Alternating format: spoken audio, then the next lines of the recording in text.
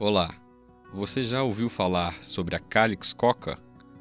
Essa é uma vacina terapêutica para tratar a dependência de cocaína e seus derivados, como o crack, por exemplo. Ela vem sendo desenvolvida desde 2015 por pesquisadores aqui da UFMG. Eu sou Vitor Maia e você está ouvindo o Saúde e Consciência. No episódio de hoje, converso com o professor da Faculdade de Medicina da UFMG e coordenador da pesquisa da Calyx Coca, Frederico Garcia. Olá, professor. Obrigado pela participação aqui no Saúde e Consciência. Professor, para começar, de onde surgiu a ideia para pesquisar uma vacina para dependência de cocaína? O projeto de criar vacinas antidrogas já era um projeto que eu defendi durante o meu concurso para entrar na UFMG. E aí a gente tentou, imaginar se não seria possível usar uma vacina para proteger essas mães num determinado momento. Como assim?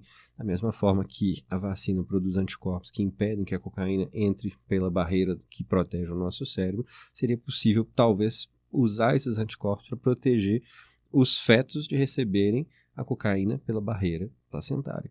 Então a nossa ideia foi tentar desenvolver ou replicar uma vacina que os americanos tinham usado nos Estados Unidos, que era a GNR-KLH, para essa utilização. E quando eu fui discutir isso com o professor Ângelo de Fátima, que é um dos maiores especialistas do Brasil em química medicinal, que é daqui da UFMG, ele viu, falou que era possível de fazer aquilo, mas me propôs de tentarmos desenvolver uma outra solução, baseada não numa estratégia como as dos americanos ou as antigas vacinas, que utilizam grandes proteínas, mas utilizando a química sintética para a gente chegar numa nova molécula que tivesse um efeito imunizante. Entendi. E uma vez criada essa molécula sintética, como se deu o processo de desenvolvimento da Calyx Coca nesses primeiros estágios?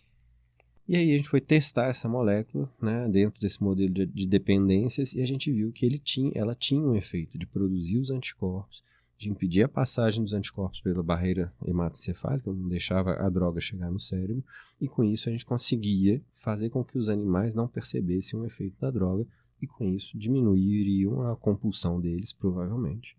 Num segundo momento, a gente também mostrou que esse mecanismo que a gente tinha aventado lá atrás era possível. Então, o uso de uma vacina anticocaína conseguiu proteger as ratas grávidas contra as consequências obstétricas, e os ratinhos, filhos dessas ratas que receberam a vacina, eles, além de receberem os anticorpos pela placenta, receberam pelo leite, e eles tinham uma percepção menor da droga quando eles recebiam a droga. E, professor, imagino que o termo vacina terapêutica significa que ela não é um imunizante convencional, correto? Então, como que a Calyx Coca seria utilizada? Em conjunto com outras formas de tratamento? Eu sempre explico que a vacina não é uma panaceia. O que eu quero dizer com isso? Ela não é um tratamento para ser usado isolado. Não é aquela coisa, vou vacinar e tudo vai se resolver como um passe de mágica. A vacina, ela tem que estar dentro de um pacote de tratamento que envolva um acompanhamento psiquiátrico, psicológico, de assistência social, de ajuda da família, e aí ela se torna uma ferramenta a mais que complementa esse pacote que é necessário para a pessoa tratar-se. E eu acho que isso é um ponto importante da gente sempre destacar. Nós não queremos acabar com o trabalho de ninguém, a gente quer auxiliar o trabalho dessas pessoas que amargam tantas recaídas e tantas dificuldades no acompanhamento dos pacientes com dependência química. Existe algum outro fármaco semelhante sendo usado no tratamento da dependência de crack e cocaína, professor? Ou podemos dizer que, uma vez finalizada a pesquisa, a Calyx Coca seria uma inovação? Não existe nenhum medicamento registrado no mundo para o tratamento da dependência de cocaína e crack. Esse é um grande salto, porque a gente vai ter um primeiro medicamento. Essa vacina não é uma invenção 100% nossa, Na verdade, existem 3 grupos no mundo correndo atrás disso, desde o final dos anos 90.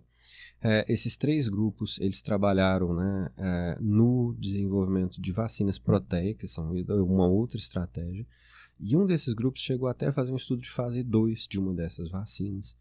Esse estudo de fase 2 foi muito curioso, porque ele mostrou que só 25% dos pacientes produziam níveis altos de anticorpos. Mas desses 25% que produziam esses níveis altos de anticorpo, 80% deles diminuíam claramente o consumo de cocaína. Se a gente for pegar para câncer, 25% é muito alto, sobretudo num lugar onde não tem. Não sei por qual razão eles abandonaram essa vacina e resolveram seguir por outro caminho que está em estudo também, mas ainda não está tão avançado para a gente saber os resultados dela. Também existem vacinas para tabagismo e que estão em pesquisa, né, para tabagismo e para metanfetaminas e opioides. E professor, uma vez que a Calix coca se prove efetiva nos testes com seres humanos, ela poderia ser usada como base para desenvolver vacinas para outras drogas? Sim, na verdade, a nossa plataforma já é objeto, a gente já tem o desenho de moléculas que a gente pretende desenvolver quando a gente tiver recursos para tratar dependências como da maconha, como de tabaco, como de opioides e assim por diante. A gente precisa dos recursos e vem pleiteando, né? Infelizmente no Brasil nos últimos 4 anos nós tivemos um grande apagão da pesquisa, né? Em termos de acesso a recursos. A gente tem um problema hoje no Brasil que é uma questão de a gente sabe fazer muito bem dentro das universidades até os estudos em animais, mas não tem os recursos para fazer isso. Nosso desejo mais profundo, e assim é um legado que essa vacina pretende deixar, assim como a Spitec está deixando, né, é uma questão de a gente ter uma autonomia, né, do medicamento, da produção, desenvolvimento e produção dos medicamentos no Brasil. Poucas universidades do mundo conseguem fazer da bancada até o braço do paciente, né? Então, além de uma questão de social e pública, né, a gente tem uma visão que se a gente conseguir chegar com isso até o braço do paciente, a gente vai fazer um avanço enorme na questão do desenvolvimento de medicamentos dentro das universidades brasileiras. E dentro desse projeto nós estamos aí pleiteando recursos para essa vacina, para as outras vacinas, mas sobretudo para a gente conseguir criar uma infraestrutura dentro da UFMG que permita que pesquisadores possam produzir novos medicamentos em lotes pequenos, experimentais, para que eles possam ser usados em ensaios clínicos. Como funciona a produção de anticorpos em função da vacina, professor? Ela é um medicamento de dose única ou requer múltiplas aplicações para produzir o efeito? Ela é como a vacina de Covid, né? Na verdade, a gente precisa fazer... Os protocolos que a gente usou são 3 doses, espaçadas por mais ou menos 3 semanas entre uma e outra. Mas daí em diante, né, os animais mantiveram níveis altos de anticorpos por até 1 ano, que é quando a gente encerrou os estudos. Então a gente acha que é mais ou menos como o mecanismo de uma vacina profilática, né? A gente vai fazer 3 doses, é uma dose depois o que a gente chama de booster, né? E aí a partir disso, a imunização sendo completada, o paciente consegue produzir anticorpos por muito tempo.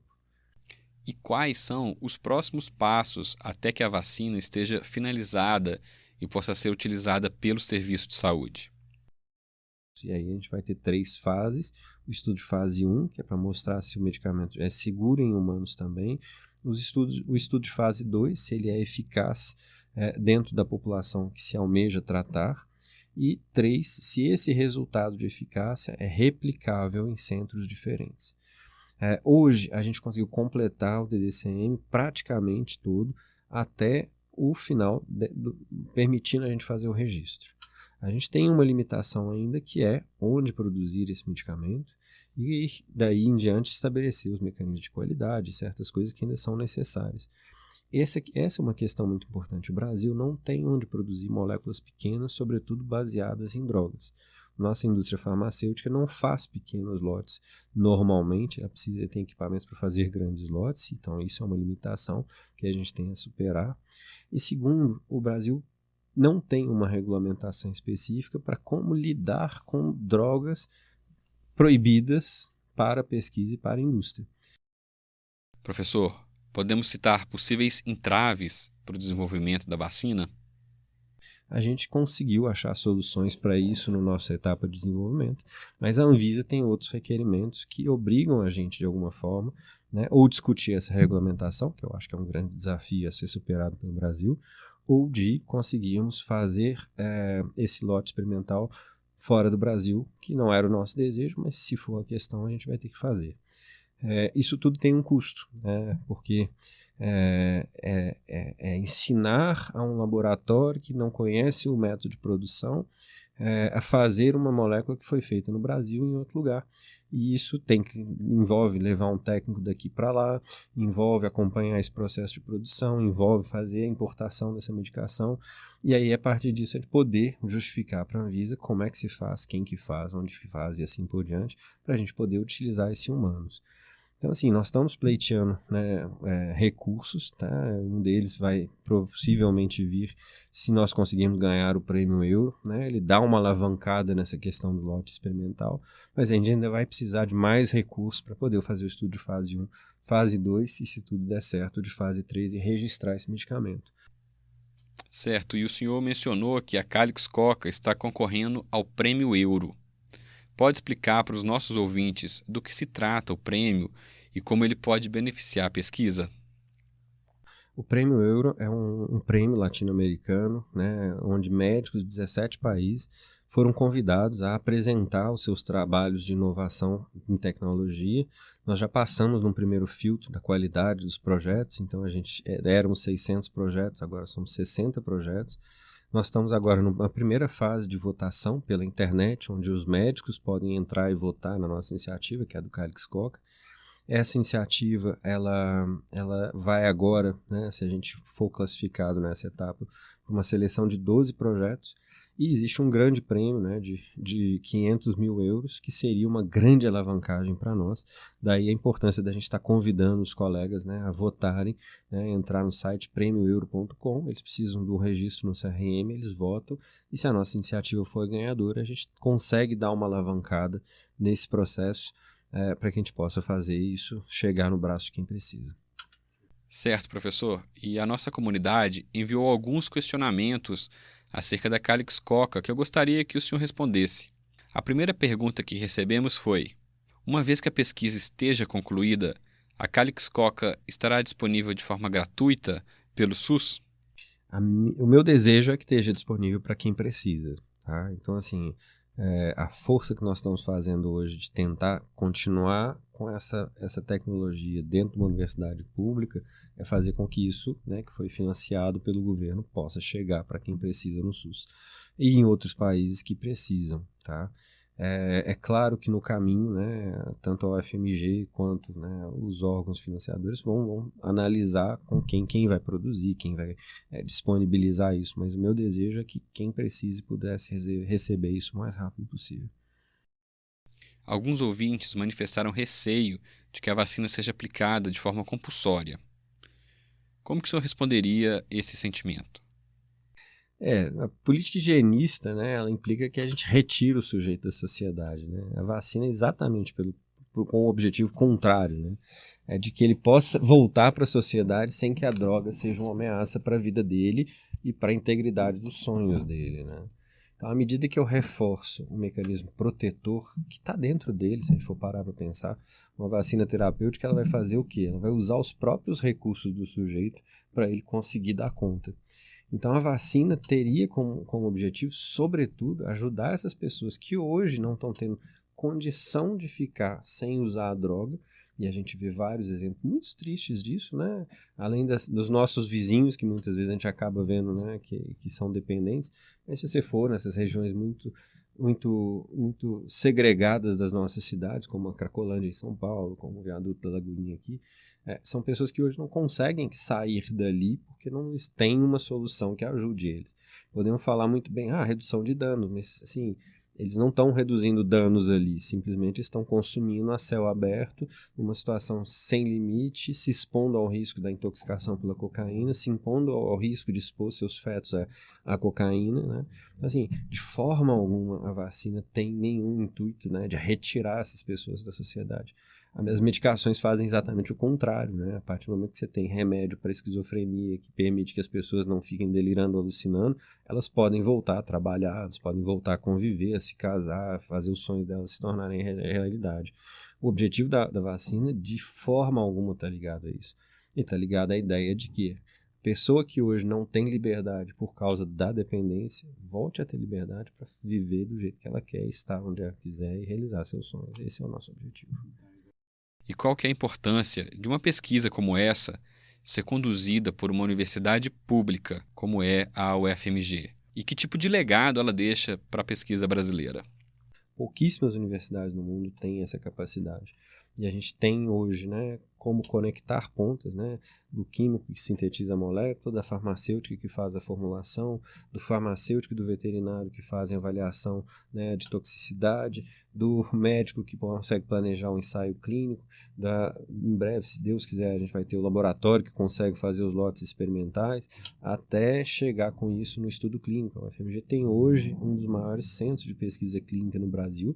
Ela pesquisa, hoje, até onde eu sabia, haviam 58 estudos clínicos de laboratórios e indústrias farmacêuticas internacionais e nacionais em curso dentro do Hospital das Clínicas da UFMG. Então a gente tem todos os equipamentos que, quando a gente consegue conectar as pontas para tirar uma ideia, transformá-la em realidade e ir até um ensaio clínico.